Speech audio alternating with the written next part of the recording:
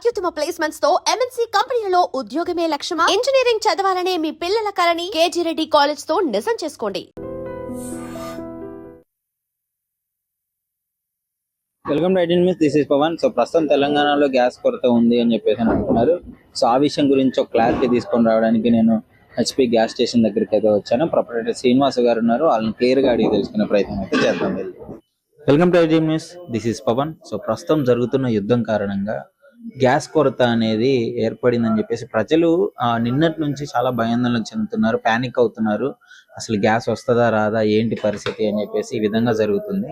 So దానికి సంబంధించి మనం బిఎస్ఆర్ ఎంటర్ప్రైజెస్ శ్రీనివాసరావు సార్ ఉన్నారు, ప్రొపరేటర్. ఆయన అడిగి తెలుసుకుందాము. HP gas sir. Hi sir. Hello sir, నమస్తే అండి. వినియోగదారులందరికీ నమస్కారం అండి, మీ టీవీకి కూడా నమస్కారం. సార్ ఒకసారి ఏంటి సార్ ప్యానిక్ అవుతున్నారు? మన నిన్నటి నుంచి ప్రజలు గ్యాస్ రావట్లేదు. ఏమైందండి, మనకు ఏ వస్తువు దొరకట్లేదని మార్కెట్ లో తెలిసినా ప్యానిక్ అవుతారు. నేను ఒక చిన్న ఇన్సిడెంట్ చెప్తాను. మీరు ఈ రోజు మీ టీవీలో క్యాన్సర్ మందులు దొరకట్లేదు అని ప్రచారం చేయండి. వాడు అవసరం ఉన్నోడు వస్తాడు, అవసరం లేనోడు వస్తాడు, డబ్బులు ఉన్నోడు వస్తాడు, డబ్బులు లేనోడు వస్తాడు, తెలివి ఉన్నోడు కూడా వస్తాడు. తెలివి ఉన్నోడు అంటే ఏంటంటే వాడికి ఎక్స్పైర్ అవుతుందని తెలుసు, ఈ మందులు ఈ సంవత్సరానికి ఎక్స్పైర్ అవుతుంది అని కొని పెడతారు. ఎందుకంటే ఒక యాన్సిటీ ఏమవుతుందంటే ఇక దొరకవు. అట్లాగా మనకి ఏదైతే దొరకదు అంటామో దాని మీద కొంచెం మనకు ఇదవుతుంది.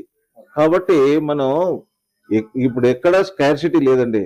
ఉంటే లైన్లు నిలబడతారు గ్యాస్ కంపెనీల దగ్గర, మీరు చూసే ఉంటారు. ఒక రోజులో గ్యాస్ వెళ్ళిపోతుంది, మహా అంటే 2 రోజులు వెళ్ళిపోతుంది. కాబట్టి ప్రాబ్లం ఏం లేదు కస్టమర్స్ కి. ప్యానిక్ కాకండి. నేను కస్టమర్ని కోరుకునేది ఒక్కటే, మీరు ప్యానిక్ అయ్యి మీకు అవసరం లేకుండా బుక్ చేయొద్దు. బుక్ చేస్తే ఏమవుతుంది, నా మనిషి వచ్చినప్పుడు మీ దగ్గర ఎంటీ సిలిండర్ ఉండట్లా. ఎంటీ సిలిండర్ లేకుంటే ఒక 10-20 నిమిషాలు లేట్ అవుతుంది, ఇంకో సిలిండర్ డెలివరీ చేయడానికి కష్టం అవుతుంది. కాబట్టి మీరు సిలిండర్ రాగానే తీసుకునేదట్టే ఉండాలా. మీరు బుక్ చేసుకుంటే మీకు గ్యాస్ సిలిండర్ అయిపోయినాకనే బుక్ చేయండి. ఒక్క రోజులో మీకు గ్యాస్ వస్తుంది, లేదంటే 2 రోజులలో వస్తుంది. సో కస్టమర్ల దగ్గర నుంచి ఎలాంటి కాల్స్ వస్తున్నాయి సార్ ఇప్పుడు పబ్లిక్ దగ్గర నుంచి? ఇప్పుడు పబ్లిక్ దగ్గర నుంచి ఒకటేనండి, ఈ స్కార్సిటీ అని ఏం రాదు సార్. గ్యాస్ బంద్ అవుతుంది అంటే ఏం సార్, గ్యాస్ బంద్ అవుతుంది అంటే ఏం సార్, అట్లా ఒకటే వస్తుంది. ఏమంటే నా దగ్గర చూశారు కదా, పబ్లిక్ ఎవరు లేరు. ఎందుకంటే అందరికీ తెలిసింది ఏమంటే ప్యానిక్ కాకూడదు. నేను 5 రోజుల నుంచి ఇదే చెప్తున్నాను టీవీలో. ప్రతి టీవీ వాళ్ళు వచ్చారు. ప్యానిక్ కాకండి, సిలిండర్ వస్తుంది. గవర్నమెంట్ మంచి అరేంజ్మెంట్ చేసింది. ఏమంటే ఫస్ట్ డెలివరీ మన కస్టమర్స్ కి ఇవ్వమని, వినియోగదారునికి ఫస్ట్ ఇవ్వాలని. రెండోది ఏంటంటే అది ఇచ్చిన తర్వాత హాస్పిటల్స్ కి, ఎమర్జెన్సీ హాస్పిటల్ కి, హాస్టల్స్ కి ఇవ్వమన్నారు. అది తర్వాత కమర్షియల్ కి ఇవ్వమన్నారు. కాబట్టి ఎవరికి ఇబ్బంది లేకుండా అందరికి సామరస్యంగా నడిచిపోతుంది. మన దగ్గర ఎలా ఉంది సార్? మన దగ్గర అయితే షార్టేజ్ లేదు కదా? ఏమి లేదండి, ఏం లేదండి. నా దగ్గర పబ్లిక్ లేదు కదా, ఏమి లేదు.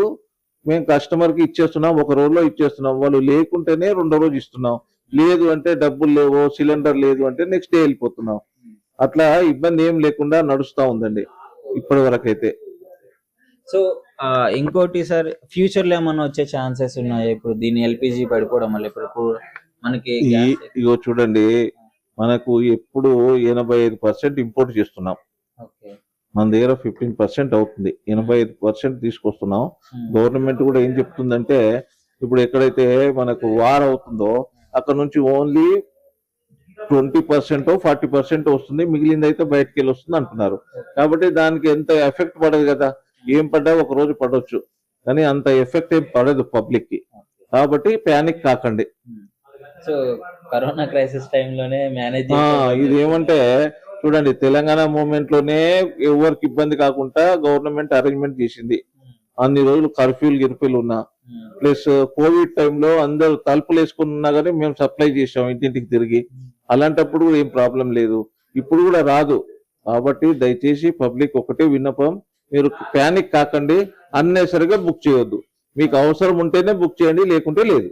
సో ఇప్పుడు ఉంచుకొని కూడా ఎక్కువ బుక్ చేసుకోవడం వల్ల భయపడి అది కూడా ఇబ్బంది అవుతుందండి. ఎందుకంటే వేరే అవసరం ఉన్న కస్టమర్ కి దొరకదు.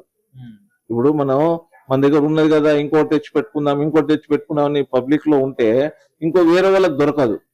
కాబట్టి మీకు అవసరం ఉంటేనే బుక్ చేసుకోండి, అప్పుడే మీకు బాగుంటుంది.